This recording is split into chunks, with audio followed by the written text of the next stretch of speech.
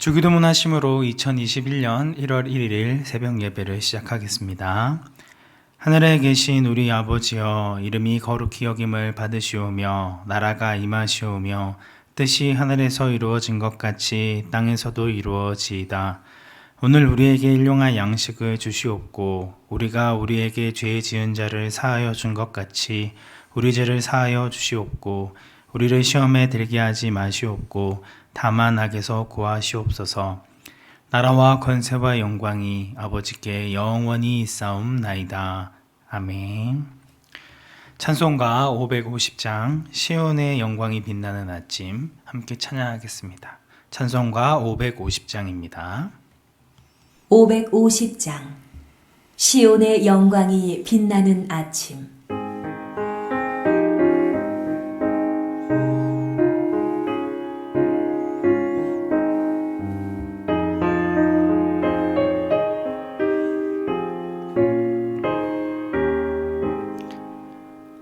시온의 영광이 빛나는 아침, 어둡고 이 땅이 밝아오네. 슬픔과 애통이 기쁨이 되니 시온의 영광이 비춰오네.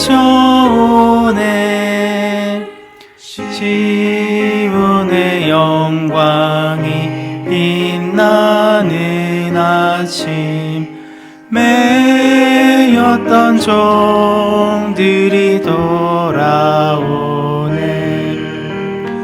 오래전 선지자 꿈꾸던 복을 망민이 다 같이 누리겠네.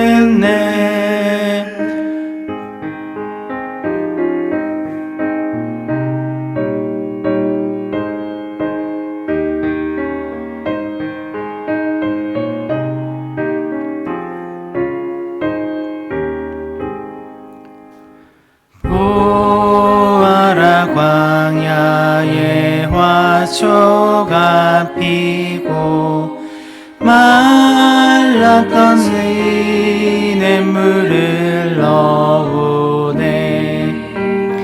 이 산과 저 산이 마주쳐 울려 주 예수 은총을 찬송하네. 들아 바다야 많은 섬들아, 찬양을 주님께 드리어라. 싸움과 죄악이 가득한 땅에 찬송이 하늘에 사무치네. 아멘.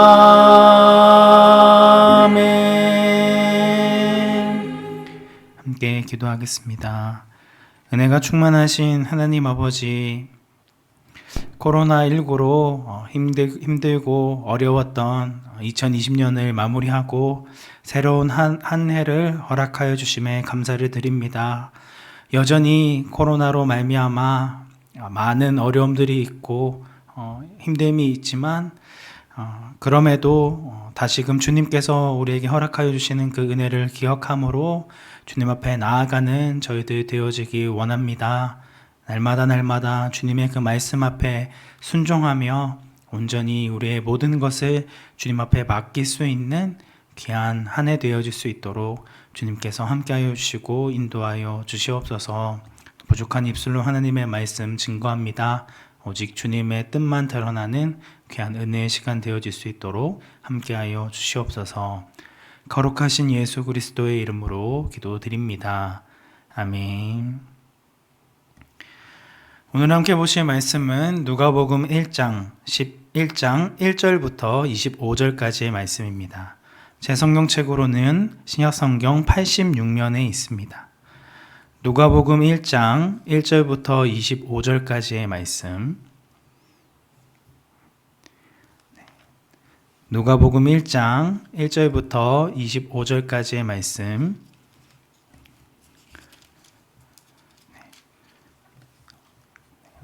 말씀 함께 합독하겠습니다. 우리 중에 이루어진 사실에 대하여 처음부터 목격자와 말씀에 일꾼된 자들이 전하여 준 그대로 내력을 서술하려고 붓을 든 사람이 많은지라. 그 모든 일을 근원부터 자세히 미루어 살핀 나도 데오빌로 각하에게 차례대로 써 보내는 것이 좋은 줄 알았노니 이는 각하가 알고 있는 바를 더 확실하게 하려 함이로다. 유대왕 헤롯 때에 아비야 반열에 제사장 한 사람이 있었으니 이름은 사가랴요, 그의 아내는 아론의 자손이니 이름은 엘리사벳이라. 이 두 사람이 하나님 앞에 의인이니 주의 모든 계명과 규례대로 흠이 없이 행하더라. 엘리사벳이 잉태를 못함으로 그들에게 자식이 없고 두 사람의 나이가 많더라. 마침 사가랴가 그 반열에 차례대로 하나님 앞에서 제사장의 직무를 행할세 제사장의 전례를 따라 제비를 뽑아 주의 성전에 들어가 분향하고 모든 백성은 그 분향하는 시간에 밖에서 기도하더니 주의 사자가 그에게 나타나 향단 우편에 선지라. 사가랴가 보고 놀라며 무서워하니 천사가 그에게 이르되 사가랴여 무서워하지 말라. 너의 간구함이 들린지라. 내 아내 엘리사벳이 내게 아들을 낳아주리니 그 이름을 요한이라 하라. 너도 기뻐하고 즐거워할 것이요 많은 사람도 그의 태어남을 기뻐하리니 이는 그가 주 앞에 큰 자가 되며 포도주나 독한 술을 마시지 아니하며 모태로부터 성령의 충만함을 받아 이스라엘 자손을 주 곧 그들의 하나님께로 많이 돌아오게 하겠습니다. 그가 또 엘리야의 심령과 능력으로 주 앞에 먼저 와서 아버지의 마음을 자식에게 거스르는 자를 의인의 슬기에 돌아오게 하고 주를 위하여 세운 백성을 준비하리라. 사가랴가 천사에게 이르되 내가 이것을 어떻게 알리오? 내가 늙고 아내도 나이가 많으니이다. 천사가 대답하여 이르되 나는 하나님 앞에 서 있는 가브리엘이라. 좋은 소식을 전하여 내게 말하라고 보내심을 받았노라. 보라, 이 일이 되는 날까지 내가 말 못하는 자가 되어 능히 말을 못하리니 이는 내가 내 말을 믿지 아니함이거니와 때가 이르면 내 말이 이루어지리라 하더라. 백성들이 사가랴를 기다리며 그가 성전 안에서 지체함을 이상히 여기더라. 그가 나와서 그들에게 말을 못하니 백성들이 그가 성전 안에서 환상을 본 줄 알았더라. 그가 몸짓으로 뜻을 표시하며 그냥 말 못하는 대로 있더니 그 직무의 날이 다 되매 집으로 돌아가니라. 이후에 그의 아내 엘리사벳이 잉태하고 5달 동안 숨어 있으며 이르되 주께서 나를 돌보시는 날에 사람들 앞에서 내 부끄러움을 없게 하시려고 이렇게 행하심이라 하더라. 아멘. 오늘 큐티를 통해서 살펴볼 말씀은 누가복음입니다. 누가복음은 사복음서 중에 가장 길고 사회적인 약자를 위한 복음서로 잘 알려져 있습니다. 가난하고 병들고 억압받고 멸시받고 소외받는 자들에 대한 관심과 돌보심을 강조하고 있는데 누가복음 4장에 등장하는 예수님의 첫 가르침에서 이 부분이 잘 드러나고 있습니다. 4장 18절부터 19절의 말씀에서 예수님은 이사야서 6장 1절과 2절 말씀을 인용하시며 성령의 임함과 더불어 가난한 자와 포로된 자와 눈먼 자와 눌린 자가 회복되고 주의 은혜의 해가 전파됨이 자신을 통해 성취되어질 것을 선포하십니다. 예수님의 사역을 통해 사회적인 약자들과 잃어버린 자들이 회복되고 이 땅에 하나님의 공의로운 통치가 이루어질 것을 보여주고 있는 것입니다. 누가복음의 수신자는 3절에 나와 있는 것처럼 데오빌로라는 사람입니다. 그가 어떠한 인물인지, 그가 그리스도인인지, 불신자인지에 대해서는 알려진 바가 없습니다. 하지만 각하라는 명칭을 사용하는 것을 통해 대단히 높은 지위에 있었던 특정한 인물이 아닌가 추측해 볼 수 있습니다. 누가는 자신이 이 서신을 쓰기 이전에도 예수님에 대한 기록들이 많이 있지만 이 데오빌로라는 사람이 이미 알고 배운 것들이 모두 사실이라는 것들을 확실하게 전달하기 위해 이 누가복음을 기록하였다는 것을 분명히 밝히고 있습니다. 이를 통해 데오빌로라는 사람은 새신자이거나 혹은 신앙을 굳세게 해야 할 필요가 있는 사람으로 이전부터 하나님을 공경해 왔던 이방인이었을 가능성이 크다 할 수 있습니다. 누가는 이 데오빌로뿐만 아니라 그와 비슷한 처지에 있는 이방인들에게 사도들이 예수 그리스도에 대해 가르친 사실은 분명한 사실이며 또 예수 그리스도는 하나님의 약속의 성취라는 것을 드러내고자 합니다. 그런데 누가복음은 이 첫 본문의 시작을 다른 복음서들과는 다르게 예수님의 족보나 예수님에 대한 이야기로 시작하지 않고 사가랴와 엘리사벳이라는 한 가정에 대한 이야기로 시작합니다. 사가랴는 제사장으로서 한 해에 2차례 각각 7일 동안 성전을 섬기는 사람이었습니다. 그의 아내인 엘리사벳 역시 아론의 자손으로 제사장 가문의 출신이었습니다. 굳이 다루지 않아도 되는 엘리사벳의 혈통에 대해서 언급하는 이유는 이 부부가 경건한 가문의 후손이라는 것들을 강조하기 위해서였습니다. 이스라엘에서 제사장이 제사장 가문의 딸과 결혼하는 것은 흔한 일이었지만 그럼에도 불구하고 이런 결혼은 매우 특별한 은혜의 표시로 드러났다는 것이죠. 이와 같은 믿음의 가정은 올바른 종교적인 전통을 물려받았을 뿐만 아니라 훌륭한 신앙도 갖추고 있었습니다. 6절 말씀에서는 두 사람 모두 하나님 앞에 의인이며 주의 모든 계명과 규례대로 흠이 없이 행하였음을 이야기합니다. 하나님 앞에서 인정받는 삶을 살고 있었다는 것이죠. 하지만 남부러워할 것 없어 보이는 이들에게도 한 가지 치명적인 단점이 있었습니다. 그것은 자녀가 없었다는 점입니다. 자녀를 하나님의 축복으로 여기는 유대교에서 자녀가 없다는 것은 매우 불명예스러운 일로 여겨졌습니다.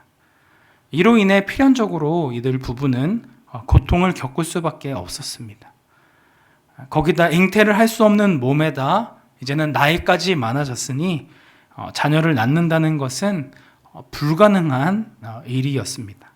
하지만 이러한 상황 가운데 하나님께서는 놀라운 일들을 행하십니다. 여느 때와 같이 제사장으로서의 직무를 행하기 위해 성전으로 향한 사가랴는 제비뽑기를 통해 성전 안에 들어가 분향하는 영광을 얻게 되어집니다. 그 당시 사가랴 외에도 많은 제사장들이 있었기 때문에 아무나 성소 안에 들어갈 수 없었는데 매우 특별한 은혜를 누리게 된 것이죠. 하나님의 백성을 대신하여 분향단 위에 향을 피우는 사가랴의 생애 가운데 가장 영광스러운 바로 그 순간 하나님께서는 천사를 통해 사가랴에게 말씀하십니다. 13절 말씀입니다. 천사가 그에게 이르되 사가랴여 무서워하지 말라. 너의 간구함이 들린지라. 내 아내 엘리사벳이 내게 아들을 낳아주리니 그 이름을 요한이라 하라. 이미 자신과 엘리사벳은 나이가 많아서 더 이상 자녀를 낳을 수 없는 상황임에도 불구하고 주의 사자는 그가 아들을 낳을 것임을 선포합니다. 그리고 그 아들을 통해 이스라엘의 많은 자손들을 하나님께로 돌아오게 할 것이며 주를 위해 세운 백성을 준비하는 역할을 감당하게 될 것이라는 말씀을 합니다. 도저히 믿을 수 없는 사가랴의 입장에서는 말도 안 되는 뜬구름 잡는 이야기인 것입니다. 그렇기 때문에 18절에서 보인 사가랴의 반응은 지극히 현실적이고 인간적인 반응이었습니다. 젊었을 때에도 엘리사벳의 잉태하지 못함을 통해 아이를 낳지 못하였는데 모든 육체적인 기능이 상실한 지금에 와서 자녀를 낳는다는 것은 상식적으로 불가능한 일이라는 것이죠. 이러한 사가랴의 인간적인 반응에 대한 천사의 선포는 20절의 말씀에 나와 있습니다. 20절 말씀입니다. 보라, 이 일이 되는 날까지 내가 말 못하는 자가 되어 능히 말을 못하리니 이는 내가 내 말을 믿지 아니함이거니와 때가 이르면 내 말이 이루어지리라 하더라. 천사가 전한 하나님의 말씀을 의심하고 불가능하다고 생각했던 사가랴는 때가 이르기 전까지, 곧 그의 아내 엘리사벳이 아이를 낳을 때까지 말을 하지도 못하고 말을 알아듣지도 못하게 됩니다. 사가랴의 믿음 없음에 대한 징계라고도 볼 수 있지만 이 일은 천사가 전해준 하나님의 계시를 성전에 모여있는 사람들과 다른 많은 사람들에게 숨기는 역할을 하게 되어집니다. 하나님의 말씀은 사가랴의 믿음 없음에도 불구하고 반드시 이루어진다는 사실을 보여주고 있는 것이죠. 이러한 사가랴의 믿음 없는 반응은 뒤이어 등장하는 마리아의 반응과는 크게 대조를 이루고 있습니다. 마리아에게 찾아온 천사를 통해 주신 하나님의 말씀 역시 현실적으로는 불가능한 일에 대해 말씀합니다. 남자를 알지 못하는 처녀인 마리아가 성령의 능력으로 덮여져서 하나님의 아들이라 일컫게 되는 아이를 잉태한다니 이게 상식적으로 가능한 일입니까? 의심할 수밖에 없고 도저히 믿을 수 없는 어처구니 없는 일이죠. 하지만 그럼에도 불구하고 마리아는 38절에서 이렇게 이야기합니다. 주의 여종이오니 말씀대로 내게 이루어지이다. 마리아가 처녀로서 아이를 가지게 되면 복잡하고 어려운 문제에 처할 수밖에 없습니다.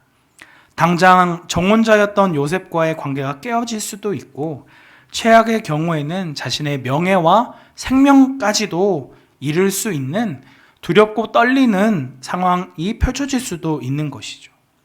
그럼에도 그녀는 하나님의 말씀에 순종하는 겸손한 여종으로 하나님의 말씀에 귀를 기울이고 하나님이 인도하시는 길을 기꺼이 따르고자 합니다. 사가랴가 보였던 반응과는 정반대의 모습을 보인 것이죠. 제사장인 사가랴에게 주어진 하나님의 말씀은 이스라엘의 수도 예루살렘에서도 가장 거룩한 장소인 성전에서 공적인 예배를 드리던 가운데 주어졌습니다.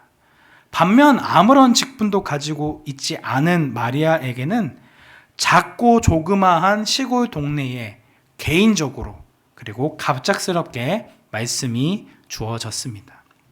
각자 다른 두 사람에게 주어진 말씀은 아들의 잉태에 대한 동일한 성격의 말씀이었음에도 이들이 보인 반응은 달랐다는 것입니다. 도저히 납득하고 이해할 수 없는 말씀이 선포되어졌을 때에도 이를 받아들이고 순종하는 모습을 보이느냐, 그렇지 않느냐로 나누어진다는 것입니다. 오늘날 하나님께서 우리에게 주신 말씀에 대한 반응 역시 결국은 이 두 가지 반응 중에 하나일 수밖에 없습니다. 주저하고 의심하고 질문하는 믿음 없는 사가랴의 반응을 따를 것인가? 아니면 이해할 수 없을 때에도 기꺼이 순종하며 이를 따르는 마리아의 반응을 따를 것인가? 오늘 우리는 사가랴와 마리아 중에 어디에 더 가까운 반응을 보이고 계신지요? 지금 당장 우리의 믿음이 연약하고 하나님의 말씀을 온전히 받아들이지 못하여 의심하는 사가랴의 반응에 가깝다고 하더라도 실망할 필요가 없습니다. 사가랴 역시 처음에는 하나님의 말씀을 의심하고 받아들이지 못했지만 10개월간의 긴 침묵의 시간을 통해 달라진 모습을 보입니다. 당시 갓 태어난 아이의 이름을 대체로 할아버지나 아버지의 이름을 따라 지었던 사회적인 관습에도 불구하고 천사를 통해 전하였던 하나님의 말씀을 따라 그의 아들의 이름을 요한이라고 정하였던 것이죠. 이러한 63절의 말씀을 통해 사가랴 역시 하나님의 말씀을 신뢰하고 하나님께 전적으로 순종하는 사람으로 변화되고 성장했다는 것들을 보여주고 있습니다. 누가는 이러한 두 아이의 잉태에 대한 이야기를 통해 우리의 믿음 없는 반응과 연약함에도 불구하고 하나님께서는 당신의 계획하신 뜻을 반드시 이루시는 분이시며 그의 말씀의 이루어짐을 믿음으로 기꺼이 순종하는 자들을 통해 역사하시는 분임을 강조하고 있습니다. 엘리사벳이 성령의 충만함을 받아 임신한 마리아를 축복하는 말씀에서 누가의 강조점은 더욱 부각이 됩니다.